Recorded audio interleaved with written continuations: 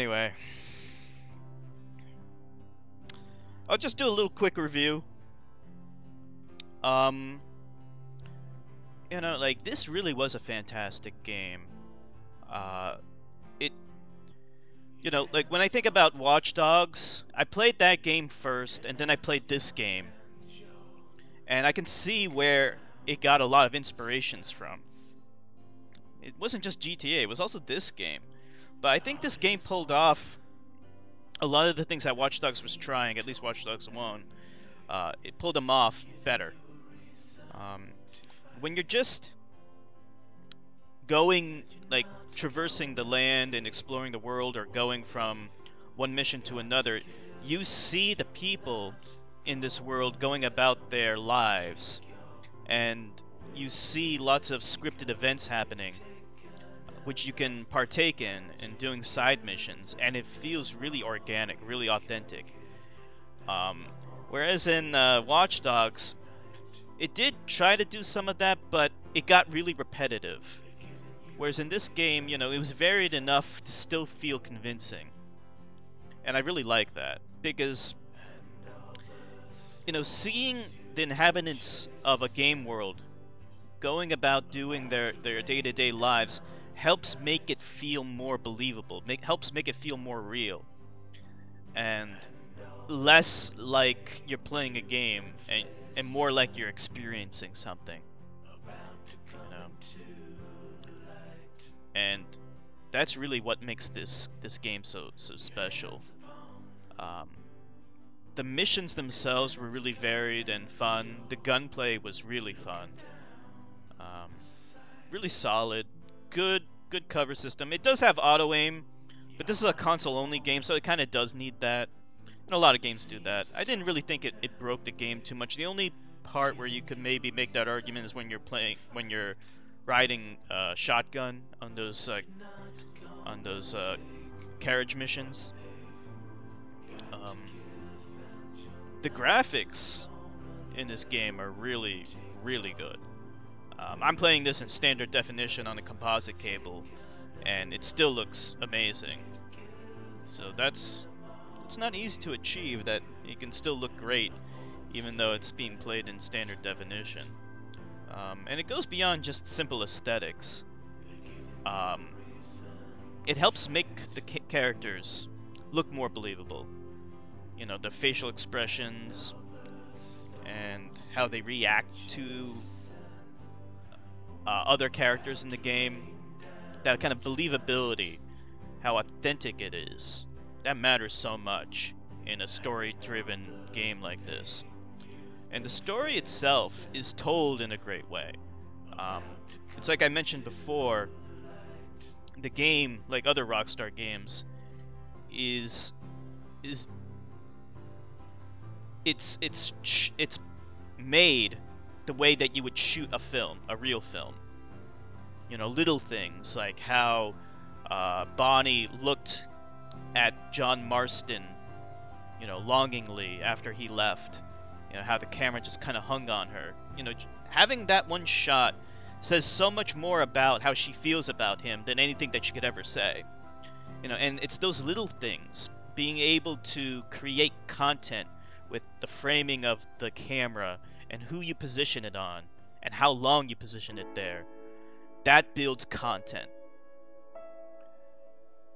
And the developers, they didn't half-ass this game, and you can tell the production values are through the roof, really.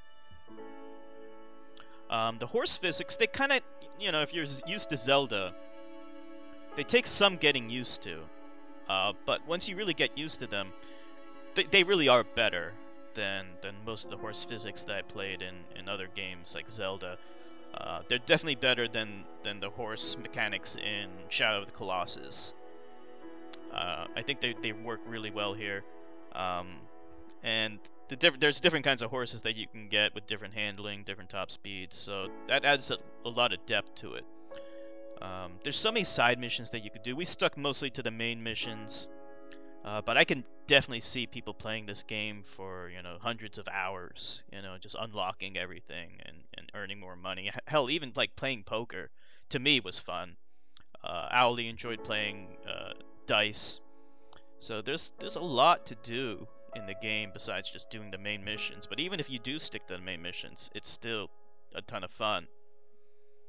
Um, so there really aren't a lot of negatives, and I don't usually go looking for negatives in a video game. If there isn't anything worth griping over, then I won't say anything because there's just no point. The only thing I will say is I didn't like their handling of the Native Americans. You know, it's such a sensitive issue. This is a video game that's made by white people, so they are inevitably not. They may not be able to handle it the way that they're supposed to, and they didn't. Um, it's not so much as they depicted them and they demonized Native Americans. They didn't, but at the same time, they didn't depict them appropriately.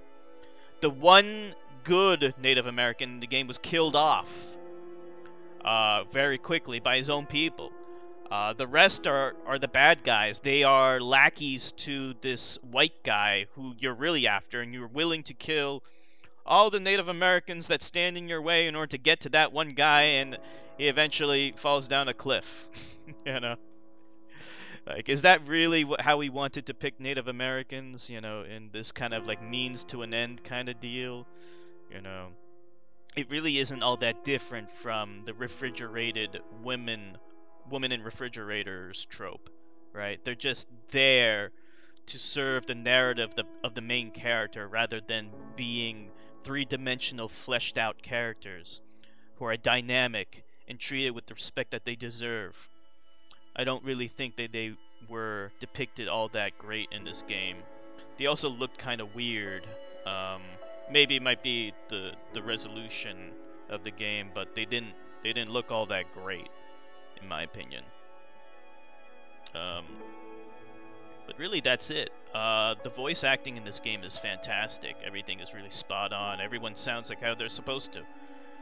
Most of them are Hicks, so they sound like Hicks. The Mexicans sound like Mexicans, and the Native American, the one that we actually heard from, actually sounds like a Native American, and he was intelligent. Yeah, it's just a shame that they had to kill him off. As for the ending, I don't really have a big problem with it. Um, because I won't say that John Marston was a horrible character. He wasn't a good character.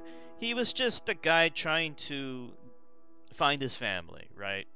So I'm indifferent towards him. So I didn't really mind that ending. But I can understand why some people wouldn't. But to me, like, actually, I kind of prefer it. It seems fitting and appropriate given that he is a morally dubious character anyway.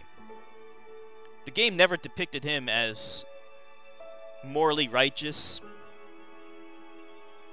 you know? They never depicted him as like that. He did do some morally righteous things, but he also did some morally deplorable things too.